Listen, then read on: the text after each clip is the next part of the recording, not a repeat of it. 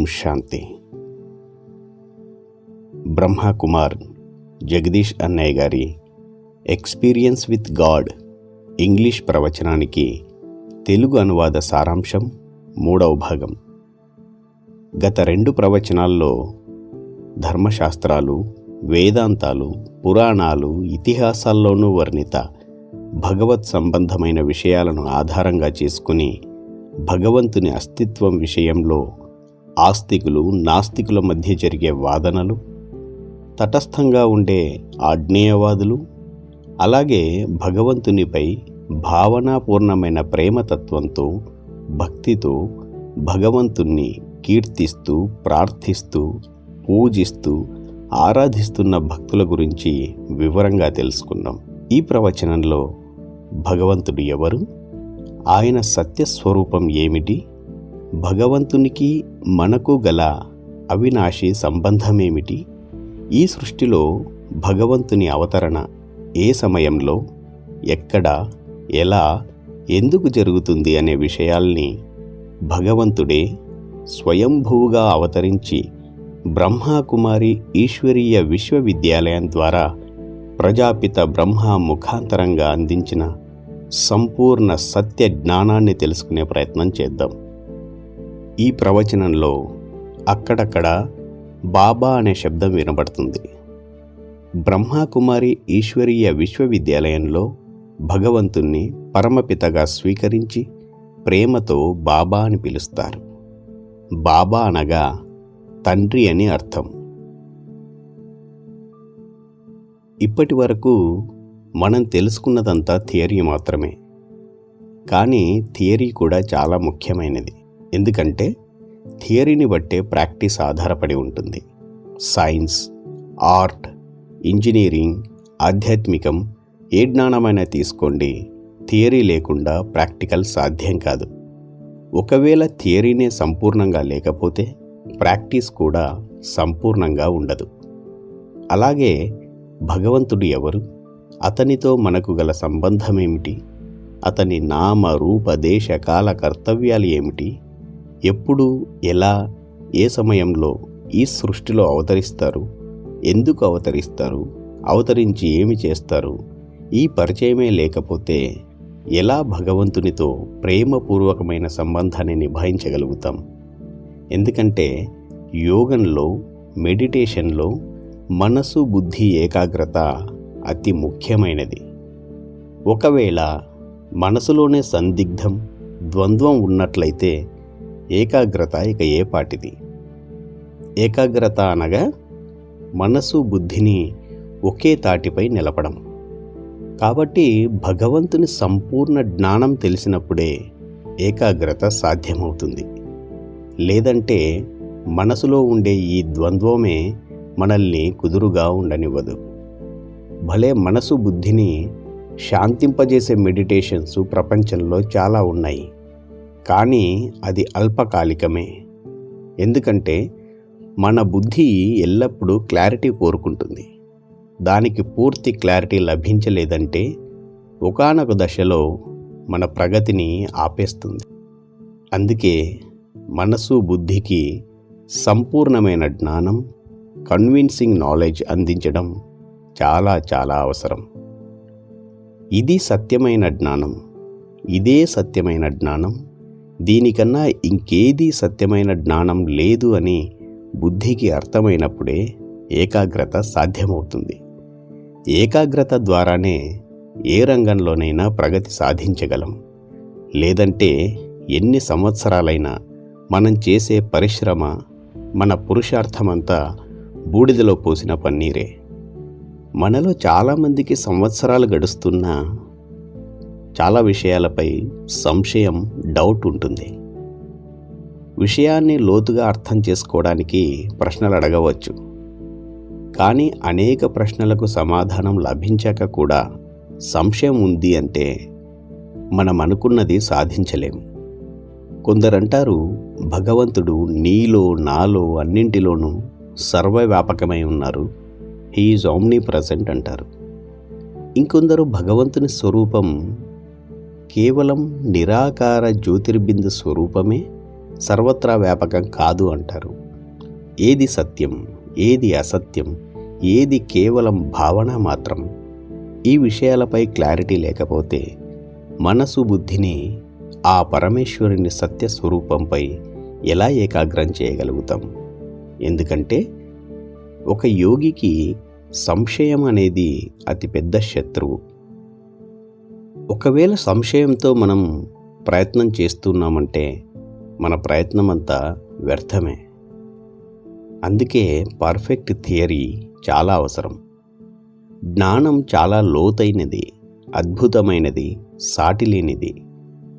లోతుల్లో వెళ్ళే కొద్దీ భగవంతుడు మనకు ఎంత నిగూఢమైన 100% సత్యమైన జ్ఞానాన్ని అందిస్తున్నారో తెలుసుకుని చాలా ఆశ్చర్యం, ఆనందం కలుగుతుంది. భగవంతుడు మనకు తన అస్తిత్వానికి సంబంధించిన అనేక ఆర్గ్యుమెంట్స్ని తెలియజేస్తారు. అవన్నీ పూర్తిగా అర్థం చేసుకున్నప్పుడే మన యోగం, మెడిటేషన్, యోగి జీవనం సఫలమవుతుంది. భక్తులు, వేదాంతవేత్తలు, ధర్మశాస్త్రాలను అనుసరించేవారు భగవంతుడు సర్వత్రా వ్యాపకమై ఉన్నాడు, ఆయన్ను మనల్ని వేరుగా చూడలేము, ఆయన సర్వవ్యాపి, ఓమ్ని ప్రజెంట్ అంటారు. ఇంకొందరు భగవంతుడు ఇమ్మినెంట్ ఫోర్స్, స్థిరమైన శాశ్వతమైన శక్తి అంటారు. ఫిలాసఫీలో భగవంతుని ప్రిన్సిపుల్ అంటారు. పిఏఎల్ కాదు, పిఎల్ఈ ప్రిన్సిపుల్.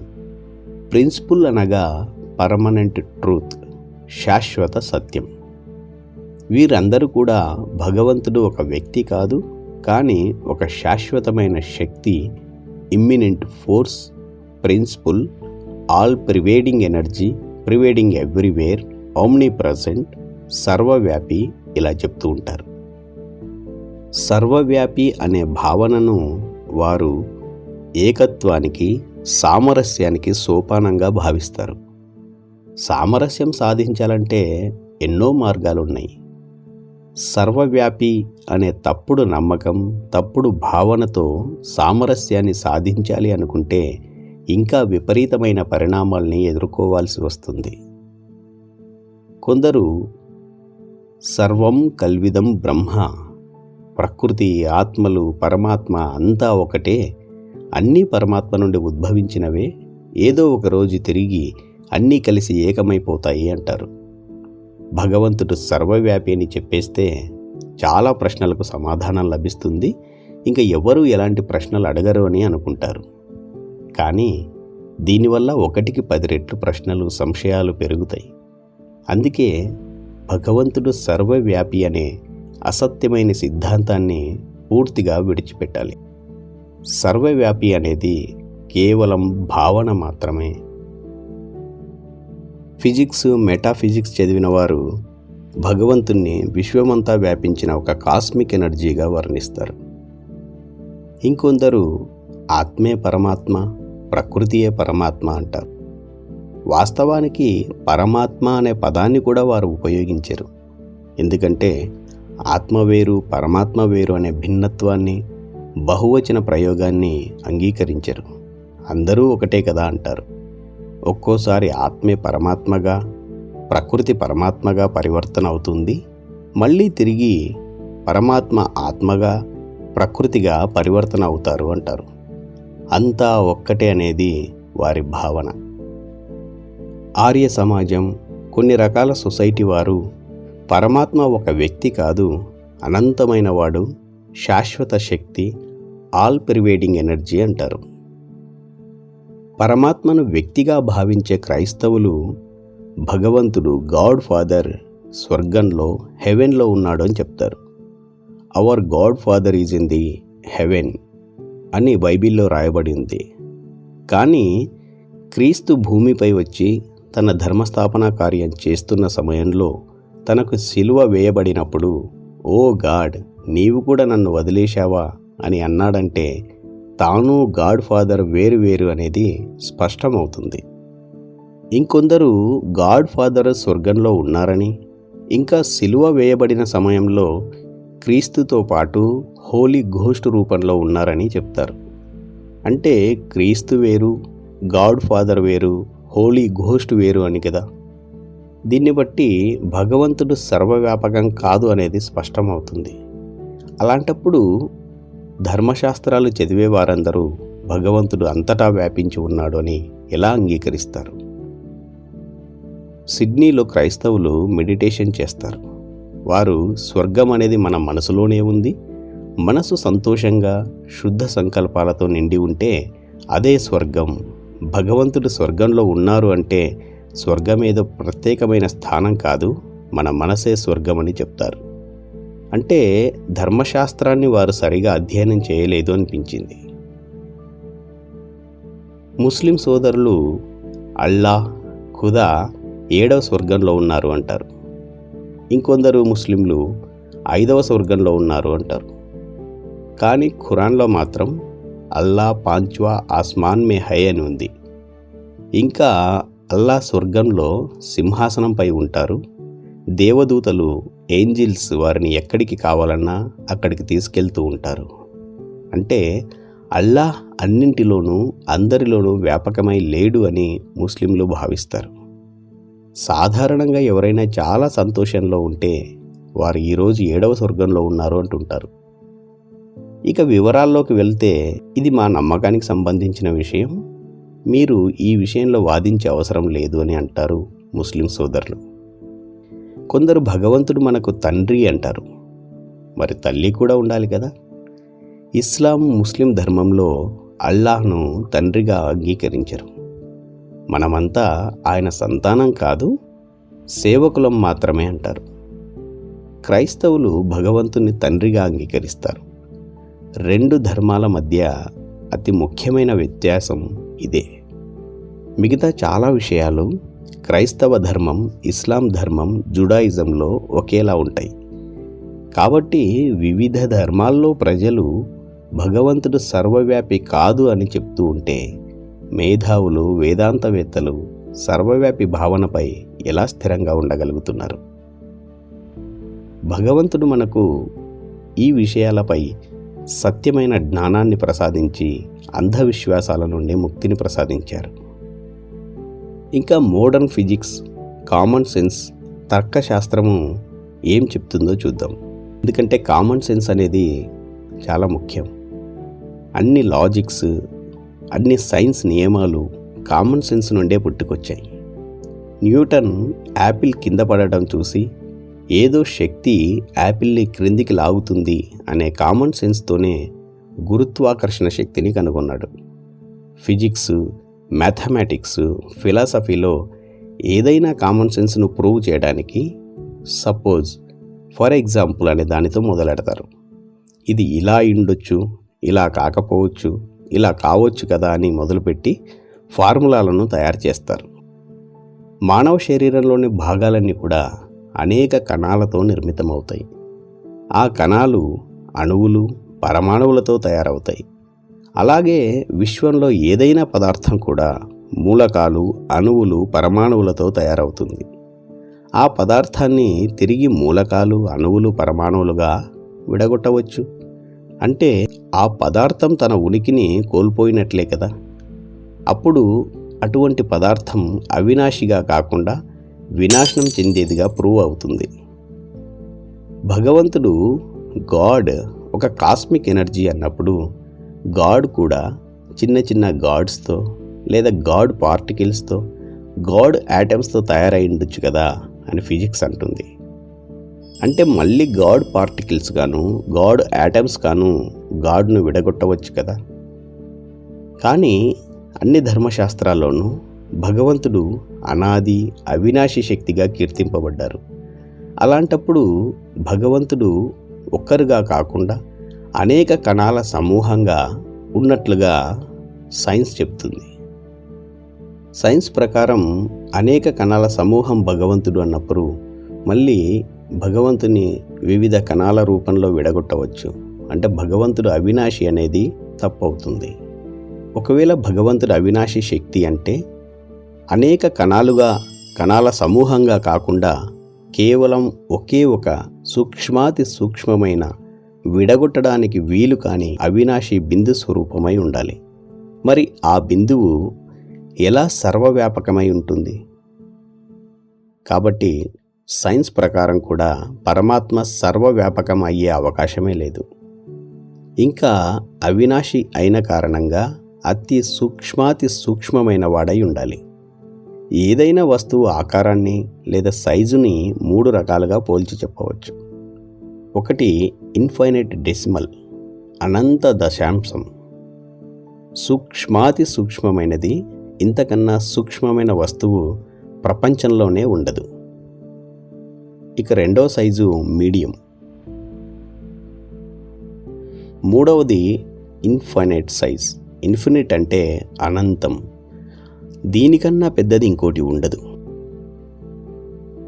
గీతలో కూడా ఉంది కదా, నైనం చిందంతి శస్త్రాన్ని నైనం దహతి పావకః. ఆత్మ అతి సూక్ష్మాతి సూక్ష్మమైన బిందు స్వరూపం. దాన్ని ఏ ప్రకృతి తత్వాలు వినాశనం చేయలేవు, భాగాలుగా విడగొట్టలేవు అనింది.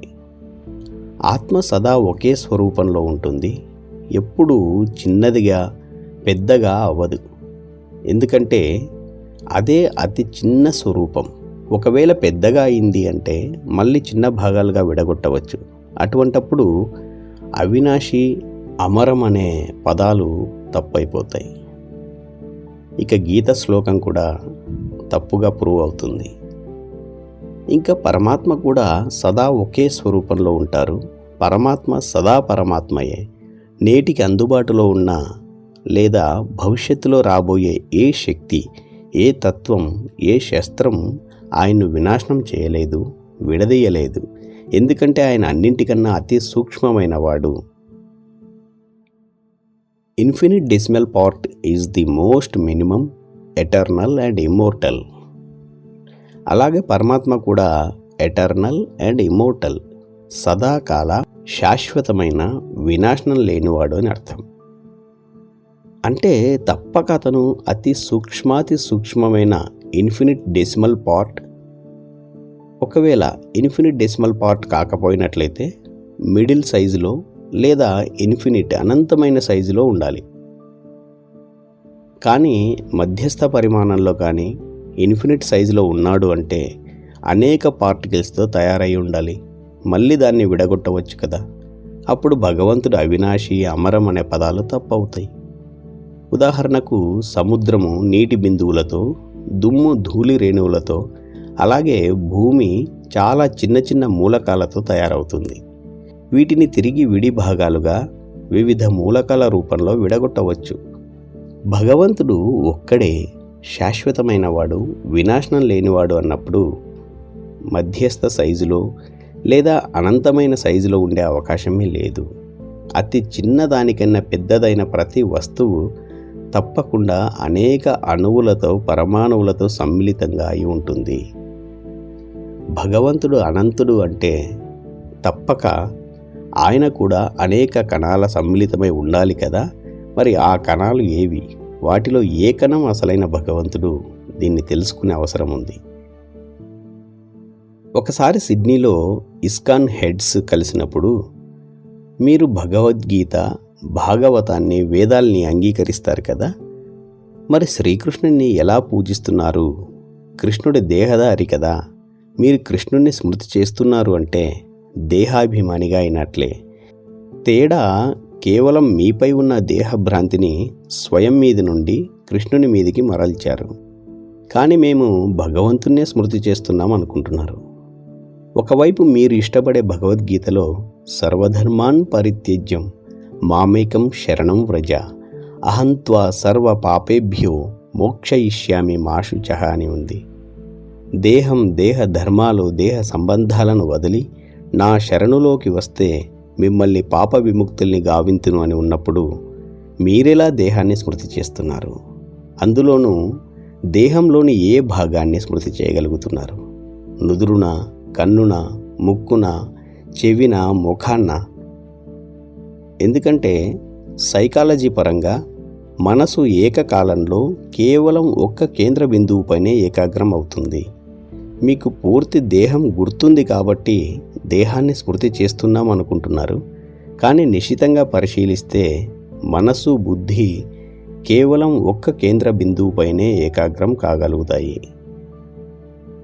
బ్రహ్మకుమారి ఈశ్వరీయ విశ్వవిద్యాలయంలో స్వయం భగవానుడు నేర్పించే సహజ రాజయోగంలో మనసు బుద్ధిని భగవంతుడు నిరాకార జ్యోతిర్బిందు స్వరూపంపై ఏకాగ్రం చేస్తాం.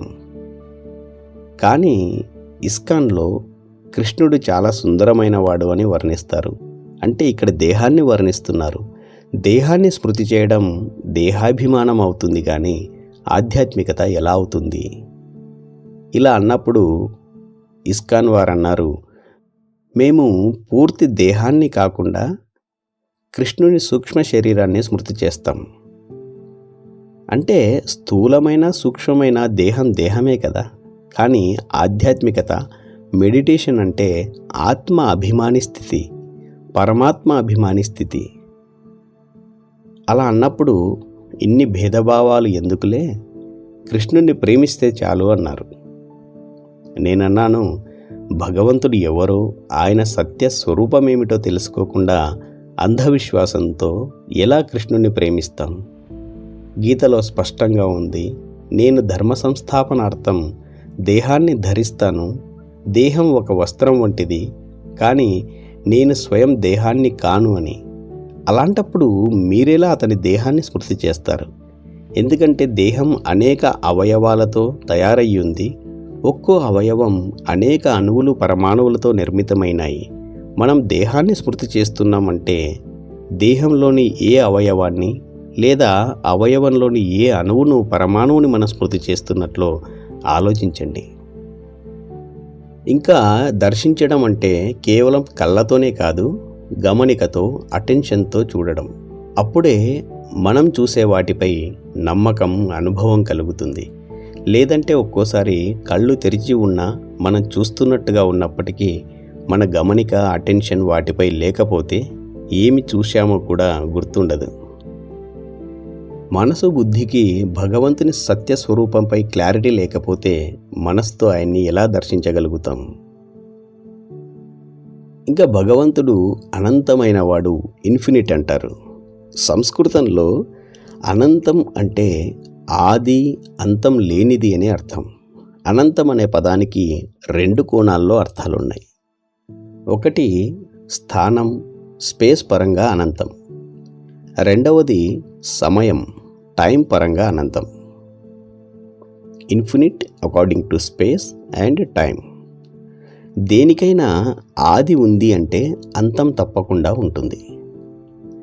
బిగ్ బ్యాంగ్ థియరీ చెప్తుంది, భూమి ఒక భారీ విస్ఫోటనం వల్ల ఏర్పడింది అంటే తప్పకుండా ఏదో ఒక రోజున మళ్ళీ వినాశనం చెంది సూక్ష్మమైన కణాలుగా భూమి వికీర్ణం చెందుతుంది కదా. If the beginning is there, end must be there. Anything which is born must die. It's the philosophy. భగవంతుడు అనంతం అనే పదం ఆకృతికి, స్పేస్కి సంబంధించింది కాదు. అంటే పరమాత్మ ఆకారంలో అనంతమైన వాడు అని కాదు అర్థం. అనంతం అనే పదం సమయానికి, టైంకి సంబంధించింది. భగవంతుడు చెప్తారు, కాలంతో పోల్చినప్పుడు పరమాత్మ అనాదిగా, సదాకాలం, శాశ్వతంగా ఉండేవాడు, అమరుడు, ఎటర్నల్ అండ్ ఇమ్మోర్టల్ అని అర్థం. కానీ మనుషులు అనంతం అనే పదాన్ని సమయానికి బదులుగా ఆకారంలో అనంతమైన వాడు అని తప్పుగా అర్థం చేసుకున్నారు. భగవద్గీత, వేదాలు, శాస్త్రాల్లో అనేక చోట్ల అనంతం అనే పదాన్ని వివరించినప్పటికీ వివిధ రకాలుగా వివిధ అర్థాల్లో రాసి తికమక చేశారు.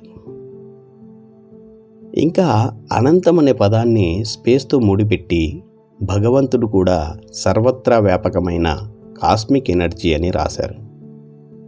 సర్వవ్యాపి అనే భావన కూడా ఇలాగే ప్రాచుర్యంలోకి వచ్చింది. ఈ పొరపాటు ఎవరు ఎప్పుడు చేశారు? మధ్యకాలం, ద్వాపరయుగంలో మేధావులు చేసిన ఈ పొరపాట్లే మానవుల పాలిటి విషాద గాథలుగా మారాయి. భగవంతుని కర్తవ్యాలు అనేకం. ఒక్కో కర్తవ్యానికి ప్రతీకగా, ఒక్కో కర్తవ్య వాచక నామాలతో 12 జ్యోతిర్లింగాలను ప్రతిష్ఠించి పరమాత్మను లింగ రూపంలో భక్తి మార్గంలో పూజిస్తారు. కానీ పరమాత్ముని అసలైన పేరు సదాశివ. తర్వాత ప్రపంచంలో సమస్యలు పెరుగుతూ వచ్చాయి, వివిధ ధర్మాలు స్థాపించబడ్డాయి. భగవంతుని నామం సదాశివను వదిలి వేరువేరు పేర్లతో పూజలు, ప్రార్థనలు, నమాజులు చేస్తూ వచ్చారు. దాదాపు అన్ని ధర్మాల్లో, అన్ని దేశాల్లో, అన్ని భాషల్లో ఒకే అర్థం వచ్చేలా భగవంతుని పేరు శివగా ఉండేది. శివ అనేది శరీరానికి సంబంధించిన పేరు కాదు. శివ అనగా సదా కళ్యాణకారి, మంగళకారి, శుభకారి. అందరికీ అనగా జాతి, మత, వర్ణ, వర్గ, ప్రాంత, లింగ భేదాలు లేకుండా అందరికీ సదా మేలు, శుభాన్ని కలగజేసేవాడు అని అర్థం. శివుడు నిరాకార పరమపిత పరమాత్మ. హిందూ ధర్మశాస్త్రాల్లో వర్ణించిన శంకరుడు ఆకార దేవత. శివుడు దేవాది దేవుడు, బ్రహ్మ విష్ణు శంకర త్రిమూర్తులకు అధిపతి, త్రికాలదర్శి, త్రినేత్రుడు. శివుడు అశరీరి, అజన్మ, అభోక్త, అవ్యక్త, అయోనిజుడు. అలాగే పరమాత్మ శివుడు సర్వోన్నతుడు, సర్వధర్మ మాన్యుడు, సర్వశక్తివంతుడు, సర్వోపరి, సర్వాంతర్యామి. తర్వాతి కాలంలో భాషా భేదాల్లో పలికే విధానం బట్టి పేరు మార్పు చెందుతూ వచ్చింది. అలాగే భగవంతుని రూపం నిరాకార జ్యోతిర్బిందు స్వరూపానికి గుర్తుగా భక్తి మార్గంలో జ్యోతిర్లింగానికి పూజ చేస్తారు. దీన్ని బట్టి దేహధారులు ఎవ్వరూ భగవంతుడు కాలేరు అన్నది స్పష్టమవుతుంది. భగవంతుడు అన్నా, పరమాత్మ అన్నా, ఈశ్వరుడు అన్నా, అల్లా అన్నా, గాడ్ అన్నా ఒక్కరే. పరమాత్మ జ్యోతిస్వరూపుడు. అందుకే ఆయన్ని హిందూ ధర్మంలో జ్యోతి, వెలుగు, ప్రకాశం అని, ఇస్లాం ధర్మంలో నూర్ అని, క్రిస్టియన్స్ లైట్ అని, సిక్కులు ఓంకార్ అని, బుద్ధులు దివ్యజ్యోతి అని వివిధ రకాలుగా భావిస్తారు. జ్యోతిర్లింగం స్వరూపాన్ని మనకు తెలిసిన ఏ రూపంతోనూ పోల్చి చెప్పలేము. అది స్థూపం కాదు, గోళాకారం కాదు, వృత్తాకారం కాదు, త్రిభుజం కాదు, చతురస్రం కాదు. అందుకే దాన్ని నిరాకార జ్యోతిర్లింగం అన్నాం. హిందూ ధర్మంలో శ్రీకృష్ణుణ్ణి, శ్రీరాముణ్ణి పూజిస్తారు. కానీ వారు కూడా శివలింగాన్ని పూజించినట్లు శాస్త్రాల్లో దర్శించారు. ప్రపంచంలో దాదాపు అన్ని దేశాల్లో శివలింగ ప్రతిమలున్నాయి. విగ్రహారాధనను ఖండించే ఇస్లాం, ముస్లిం ధర్మంలో కూడా వారికి అత్యంత పవిత్ర స్థానమైన మక్కాలో సంగ్-ఎ-అశ్వద్ కాలా పత్తర్ పేరిట ఒక నల్ల రాయికి నమాజులు చేస్తారు. ఇంకా దాదాపు 360 విగ్రహాల ప్రతిమలు మక్కాలో ఉండేవి.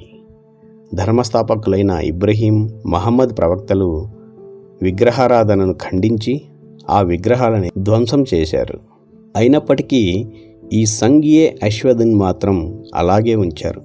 దానికి ప్రత్యేక మహత్వాన్నిచ్చి మక్కా యాత్ర చేసే ప్రతి ఒక్కరూ దాని ముందు నిలబడి తల వంచి దూరం నుండి చుంబించి తమ మక్కా యాత్ర సంపూర్ణమైనట్లు భావిస్తారు. దీన్నే వారు సిజ్డాగా వర్ణిస్తారు. భగవంతుడు అల్లాహ్ ఒక్కడే, ఆయనకు దేహం లేదు అని విగ్రహారాధనను ఖండించే ధర్మంలో కూడా ఇటువంటి ఆచారం ఎందుకుంది? పరమాత్మ ఏ సమయంలో, ఎందుకు, ఎలా ఈ సృష్టిలో అవతరిస్తారో తెలుసుకుందాం. వేదాంతాల్లో, ధర్మశాస్త్రాల్లో, ఇతిహాసాల్లో పరమాత్ముని అవతరణకు సంబంధించి ఎన్నో సంఘటనలు ప్రాచుర్యంలో ఉన్నాయి. కానీ సత్యయుగం నుండి కలియుగం వరకు ఉండే ఈ సృష్టి యొక్క ఇతిహాసంలో మనుష్యాత్మలతో పాటు పరమాత్ముని పాత్ర కూడా ఉంటుంది అనే విషయం మనుషులకు యథార్థంగా తెలియదు. Intervention of God in the affairs of man kind అని కూడా బైబిల్లో చెప్తారు కదా.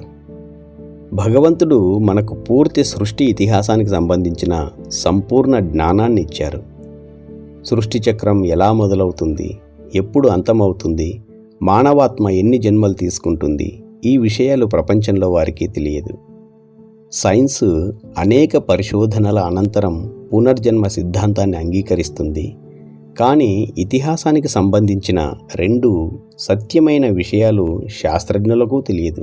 అవి: మొదటిది, మానవాత్మ 84 జన్మలు తీసుకుంటుంది. ఈ జన్మ కన్నా ముందే ఇంకో జన్మ ఉంది, దీని తర్వాత కూడా ఇంకో జన్మ ఉంటుంది అనే దృష్టికోణం శాస్త్రజ్ఞులకు తెలియదు. రెండవ విషయం, ప్రపంచంలో నానాటికి మానవతా విలువలు, గుణాలు దిగజారిపోతున్నాయి. దిగజారే ఈ ప్రక్రియ అనేక జన్మలుగా నడుస్తూ ఉంది. ఎంతవరకు ఈ దిగజారే ప్రక్రియ సాగుతూ ఉంటుంది, మళ్ళీ ఉన్నతి కళలోకి ఎప్పుడు వస్తారనే దృష్టికోణం వారికి తెలియదు. ఇవన్నీ పూర్తిగా తెలియని కారణంగా వారు రాబోయే భవిష్యత్తులో సత్యయుగం ఎలా వస్తుందో గుర్తించలేకపోయారు. చరిత్ర మనకు గతాన్ని తెలియజేస్తుంది. అలాగే గత అనుభవాల ఆధారంగా భవిష్యత్తును అంచనా వేయగలం. పరమాత్మ ఏ సమయంలో, ఎందుకు ఈ సృష్టిలో అవతరిస్తారో తెలియక గీతా భగవానుడు ద్వాపర యుగాంతంలో అవతరించినట్లు చూపించారు.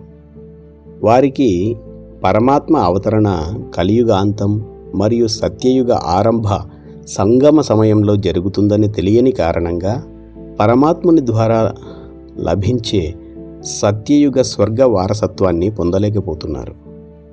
ప్రపంచ చరిత్ర తెలియకపోతే సంగమ యుగం గురించి ఎలా తెలుస్తుంది? పూర్తి సృష్టిలో అత్యంత అశాంతిమయ, దుఃఖమయ సమయం, సమస్యలు చుట్టుముట్టినప్పుడు సుఖశాంతికి సంబంధించిన అన్ని విద్యలు తెలిసినవాడు, జ్ఞానసాగరుడు, ఆనందసాగరుడు పరమాత్మ తప్ప ఇంకెవ్వరూ దీన్ని పరివర్తన చేయలేరు, సత్యయుగాన్ని తీసుకురాలేరు. ప్రపంచంలో అనేక మతాంతరాలున్నాయి. ఏకమతం ఎలా వస్తుంది? ఏకమతం కేవలం సత్యయుగం దైవీ సృష్టిలో ఉంటుంది. దేహధారులు ఎవ్వరూ ఏకమతాన్ని సాధించలేరు. ఎందుకంటే దేహధారులకు వారు ఏ కాలంలో, ఏ దేశంలో, ఏ జాతిలో, ఏ వంశంలో, ఎటువంటి శరీరంతో, మేధస్సుతో ఉన్నారో వాటన్నింటి హద్దు ఉంటుంది. కావున ఇన్ని హద్దుల్లో జీవించే మనుషులెవరూ సర్వ హద్దులకు అతీతమైన ముక్తినిచ్చే జ్ఞానాన్ని ఇవ్వలేరు.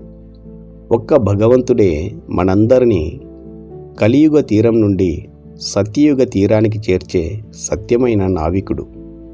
ప్రపంచమంతా పతనావస్థకు చేరుకుంటుంది అనుకుంటున్నారు. కానీ పూర్తిగా ఎంతవరకు దిగజారుతుంది? ఆ తర్వాత ఏమవుతుంది? ఎవరు దీన్ని ఉద్ధరిస్తారు? ఎలా ఉద్ధరిస్తారు? ప్రపంచానికి ఈ విషయాలు తెలియవు. ఒకే ఒక్క పరమాత్మ సంపూర్ణ సృష్టికి సుఖశాంతులను ఒసగే నూతన జ్ఞానాన్ని ఇవ్వగలరు. New knowledge for the new world అంటారు కదా, అది కూడా సంపూర్ణ దుఃఖమయమైన కలియుగ అంత సమయంలో మాత్రమే. అది ఈ సమయమే. ఈ సమయంలోనే స్వయం పరమాత్మ కొత్త జ్ఞానాన్ని ఇస్తారు. దానితో కొత్త ప్రపంచం, సత్యయుగం ఆరంభమవుతుంది. ఆ తండ్రి స్వర్గ రచయిత, స్వర్గ వారసత్వాన్ని ఇస్తారు. ఎలాంటి తండ్రో అలాంటి వారసత్వం. నేటి సర్వ మానవులు నరకతుల్యమైన కలియుగ వాసులు. వారెలా స్వర్గ వారసత్వాన్ని ఇస్తారు? పరమాత్మను క్రియేటర్ అంటారు, కానీ ఆయన కేవలం పాత ప్రపంచాన్ని కొత్తదిగా, స్వర్గంగా తయారు చేస్తారు. అందుకే క్రియేటర్. ఏ ధర్మస్థులు, శాస్త్రవాదులు పరమాత్మకు ఈ విశేషణాన్ని జోడించలేదు. క్రియేషన్, రచన అర్థాన్ని కూడా మనుషులు తప్పుగా అర్థం చేసుకున్నారు. పరమాత్మ 6 రోజుల్లో సూర్యచంద్ర భూమండలాల్ని సృష్టించి 7వ రోజు అందరికీ వారసత్వ రూపంలో ఇచ్చి సుఖ, శాంతి, ఆనందమయ జీవనాన్ని గడపండి అని చెప్పారు అంటారు. కానీ భగవంతుడు చెప్తున్నారు, నేను కేవలం సుఖశాంతులతో కూడిన స్వర్గ వారసత్వాన్ని ఇస్తాను, అందుకే నన్ను క్రియేటర్, ఫాదర్ అంటారు అని. ఇతిహాసం అంటే మహాత్ముల జీవన కాలంలో వారు ఎటువంటి శ్రేష్ఠ కర్తవ్యాల్ని నిభాయించారో వాటన్నింటి సంకలనం. వారి జీవన చరిత్ర అంటే కర్తవ్యాన్ని బట్టి మహిమ. కానీ అందరికన్నా గొప్పవాడు ఎవరు, ఎప్పుడు తన పాత్ర ఈ సృష్టిలో ఉంటుంది అనే విషయాలు తెలియలేదు అంటే ఇది ఒక పెద్ద మిస్సింగ్ పాయింట్. చాలామంది పరమాత్మ ఈ అనంత సృష్టిని రచించిన తర్వాత పైన కూర్చుని తమాషా చూస్తున్నాడు, నాటకాన్ని చూస్తున్నాడు అనుకుంటుంటారు. అందుకే వారి భాషణల్లో ఇటువంటి సృష్టిని పరమాత్మ ఎందుకు తయారు చేయాలి అని నిందిస్తూ ఉంటారు. కానీ పరమాత్మ దుఃఖమయ సృష్టిని రచించలేదు. ఆయన కేవలం సుఖమయ సృష్టి, స్వర్గం, అద్భుతమైన సృష్టినే రచిస్తారు అనే విషయం వారికి తెలియదు. ఇంకా పరమాత్మ సర్వశక్తివంతుడు, దయాసాగరుడు, జ్ఞానసాగరుడు, న్యాయకారి అంటారు కదా. మరి ఈ ప్రపంచంలో దుఃఖం, అశాంతి, రోగాలు, పాపాలు, భ్రష్టత్వం ఎందుకు పెరిగిపోతుంది? పరమాత్మ సర్వశక్తివంతుడైనప్పుడు దీన్ని ఎందుకు చక్కబెట్టడం లేదు? జ్ఞానసాగరుడు అన్నప్పుడు ప్రపంచాన్ని బాగు చేసే జ్ఞానం కూడా ఆయనలో ఉంది కదా. మరి ఎందుకు బాగు చేయడం లేదు? దయాసాగరుడు, కరుణాసముద్రుడైనట్లయితే ఆయన సంతానమైన మనమంతా ఎందుకు దుఃఖంలో మునిగి తేలుతున్నాం? అంటే ఈ ప్రపంచంలో పరమాత్ముని పాత్ర ఎప్పుడు ఉంటుంది, ఎలా ప్రపంచాన్ని సుఖవంతంగా తయారు చేస్తారు అనే విషయం వారికి తెలియదు. అందుకే ఇన్ని ప్రశ్నలు. పరమాత్మ శాంతి సాగరుడు, ఆనంద సాగరుడు, ప్రేమ సాగరుడు, ఉన్నతోన్నతుడు, అత్యంత పవిత్రుడు, హయ్యెస్ట్, హోలియెస్ట్, గ్రేటెస్ట్ అంటాం. అంటే ఆ గుణాలు ఏదో ఒక సమయంలో కర్తవ్య రూపంలో తప్పకుండా సాకారమైనాయి. కాబట్టి కర్తవ్యాల అనుసారం అతని మహిమను చేస్తాం. ఎవరి గుణాలనైనా పొగిడేటప్పుడు వారి గుణాల ఆధారిత సాకార కర్మలను బట్టే పొగడబడతారు. ఎప్పుడు కూడా నిగూఢంగా, సుషుప్తంగా ఉన్న గుణాల మహిమ జరగదు. అలా అయితే ప్రతి ఒక్కరిలో అనంతమైన గుణాలు, శక్తులు దాగి ఉన్నాయి. కానీ ఆ గుణాలు కర్తవ్యంలోకి వచ్చినప్పుడు ఆ కర్తవ్యం చేసిన మనిషి గుణాలను మహిమ చేస్తాం.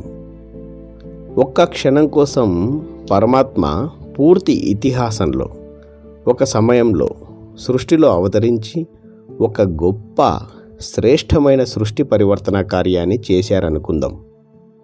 అయితే ఎక్కడ, ఎప్పుడు, ఎలా వస్తారు అనే ప్రశ్నలు ఉదయించడం స్వాభావికమే. మనుషులు అందరూ కూడా శరీరధారులే. కాబట్టి వారికి జ్ఞానం ఇవ్వడానికి తప్పనిసరిగా మనిషి శరీరంలోకి వచ్చి ముఖాంతరంగానే ఇవ్వాల్సి వస్తుంది. మనిషి శరీరంలో అన్నామంటే ఎవరి శరీరంలో?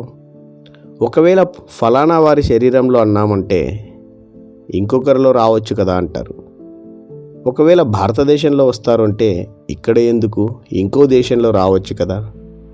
ఒకవేళ ఇంగ్లాండ్ లేదా అమెరికాలో వస్తారంటే అప్పుడు కూడా ఇవే ప్రశ్నలే అడుగుతారు. కానీ పరమాత్మ మానవుల్ని దేవతలుగా, నరుణ్ణి నారాయణుడిగా, నారిని శ్రీలక్ష్మిగా తయారు చేస్తారన్నప్పుడు తప్పనిసరిగా ఎక్కడైతే దైవీ సంస్కృతి ఉండేదో, దైవీ గుణాలు కలిగిన మనుషులు ఉంటారో, మరియు దేవతలుగా తయారయ్యే క్షమత ఎవరిలో ఉంటుందో ఆ దేశంలోనే వస్తారు కదా. ఇతిహాసం ప్రకారం ఆర్యులకు సంబంధించిన 2 రకాల వాదనలున్నాయి. ఆర్యులు భారతదేశం నుండి విదేశాలకు వెళ్ళారు, విదేశాల నుండి భారత్కు వచ్చారు అని. ఏది వాస్తవం? ఇది మనం స్పష్టం చేయాలి. బాబా చెప్తారు, కలియుగాంతం, సత్యయుగ ఆది, సంధి, కళ్యాణకారి పురుషోత్తమ సంగమ యుగంలో స్వయం తాను భారత భూమిలో అవతరించి దైవీ సృష్టి, దైవీ రాజధాని, దైవీ సభ్యత, దైవీ సంస్కృతిని తయారు చేశారు. ఆ తర్వాత ద్వాపర యుగం నుండి వారిలో కొందరు ఇతర దేశాల్లో జన్మ తీసుకున్నారు. వారే తిరిగి ఇప్పుడు మళ్ళీ జ్ఞానానికి ఆకర్షితులై అర్థం చేసుకుని దేవీ దేవతలుగా తయారవుతున్నారు. పూర్తి సృష్టి చక్ర జ్ఞానాన్ని ఏ సమయంలో మాత్రమే ఇవ్వగలరో కూడా బాబా స్పష్టం చేశారు. ఎప్పుడైతే సత్య, త్రేత, ద్వాపర, కలియుగం పూర్తయ్యి సృష్టి అంతిమ దశకు చేరుకుంటుందో మరియు రాబోయే నూతన సృష్టి ఆది సమయం యొక్క కళ్యాణకారి సంగమ యుగంలో మాత్రమే ఒక్కో యుగం ఇలా గడిచిపోయింది, తిరిగి ఇప్పుడు నూతన సృష్టి సత్యయుగం రాబోతుంది అనే పూర్తి సృష్టి రహస్యాన్ని చెప్పగలరు. ఒకవేళ ద్వాపరయుగంలో పరమాత్మ అవతరించి ఈ జ్ఞానాన్ని ఇచ్చారనుకుందాం, అప్పటికి ఇంకా కలియుగం రానేలేదు. కాబట్టి పూర్తి చక్ర జ్ఞానాన్ని చెప్పినా మనుషులకు పూర్తి నిశ్చయం కలగదు. అలా అయితే ఇప్పటికి దాదాపు 2000 సంవత్సరాలకు పూర్వమే మహాభారతంలో అణుబాంబులు, మిసైల్స్, హైడ్రోజన్ బాంబుల గురించి ప్రకృతి వైపరీత్యాలతో, మత యుద్ధాలతో, గృహ యుద్ధాలతో ఎలా వినాశనం జరగబోతుందో రాయబడి ఉంది. అయినా ఇదేలా సాధ్యం అనేవారు. కానీ ఎప్పుడైతే రెండవ ప్రపంచ యుద్ధంలో ఈ ఆయుధాలన్నీ తయారు చేయడం జరిగిందో అప్పుడు కొంత నమ్మకం కలిగింది. కావున పరమాత్మ జ్ఞానం ఇచ్చే సమయానికి కొన్ని ముఖ్యమైన విశేషతలున్నాయి. మొదటిది, పరమాత్మ జ్ఞానసాగరుడు, సత్యమైనవాడు, పూర్ణ సత్యమైనవాడు అన్నప్పుడు ఆయన సంపూర్ణమైన సత్యమైన జ్ఞానాన్ని ఇస్తారు. కాబట్టి ఎప్పుడైతే సంపూర్ణ జ్ఞానాన్ని ఇవ్వడం సంభవం అవుతుందో ఆ సమయంలోనే ఇవ్వాల్సి వస్తుంది. ఇప్పుడు అన్ని రంగాల్లో జ్ఞానం, విజ్ఞానం బాగా అభివృద్ధి చెందింది. ఇదివరకు 10 సంవత్సరాల్లో ఒకసారి జ్ఞానం డబల్ అయ్యేది. ఇప్పుడు 2-3 సంవత్సరాల్లోనే డబల్ అవుతుంది. ఇంకా ముందుకెళ్తే ఈ ప్రగతి ఆగిపోవచ్చు. ఎందుకంటే మానవుల మేధస్సుకు ఒక హద్దు ఉంటుంది. మానవ మేధస్సును కంప్యూటర్తో పోల్చారు. డేటా స్టోర్ చేసి రిట్రీవ్ చేయవచ్చు అంటారు. కానీ మన దగ్గర ఎంత క్షమత ఉందో, మనకు ఎంత అవసరమో అంతే తీసుకుంటాం కదా. కాబట్టి అందరికీ సంపూర్ణంగా మరియు తక్కువ సమయంలో సులభంగా ఈ జ్ఞానాన్ని అందించే సాధనాలన్నీ అందుబాటులో ఉన్నప్పుడే అది సాధ్యమవుతుంది.